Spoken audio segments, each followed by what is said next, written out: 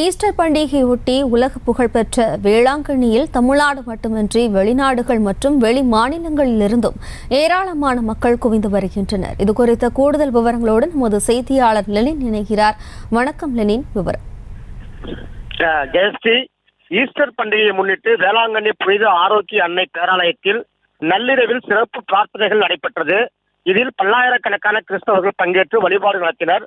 உலகம் முழுவதும் வாழும் கிறிஸ்தவர்கள் கடைபிடிக்கும் தவ காலத்தில் பெரிய வியாழன் புனித வெள்ளியை தொடர்ந்து இன்று ஈஸ்டர் பண்டிகை கொண்டாடப்படுகிறது. இயேசு பிரான் சிலுவையில் அறையப்பட்டு பின்னர் 3ஆம் நாள் உயிர்த்தெழுந்தார் என்பது இறை நம்பிக்கையாக உள்ளது. இதன் அடிப்படையில் ஈஸ்டர் பண்டிகை கொண்டாடப்பட்டு வருகிறது. மேலும் 3 நாட்கள் தொடர் விடுமுறை என்பதாலும் ஈஸ்டர் பண்டிகை என்பதாலும் கீழ்த்திசை நாடுகளில் லூர்து நகரம் என்று அழைக்கக்கூடிய வேளாங்கண்ணிக்கு ஏராளமான கிறிஸ்தவர்கள் வந்த வண்ணம் உள்ளனர்.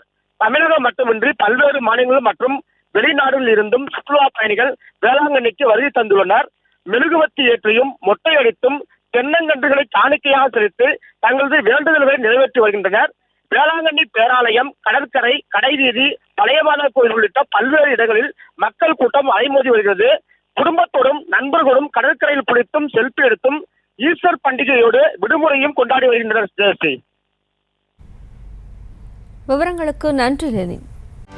செய்திகளை உடனுக்குடனும் துல்லியமாகவும் தெரிந்து கொள்ள சப்ஸ்கிரைப் பண்ணுங்க.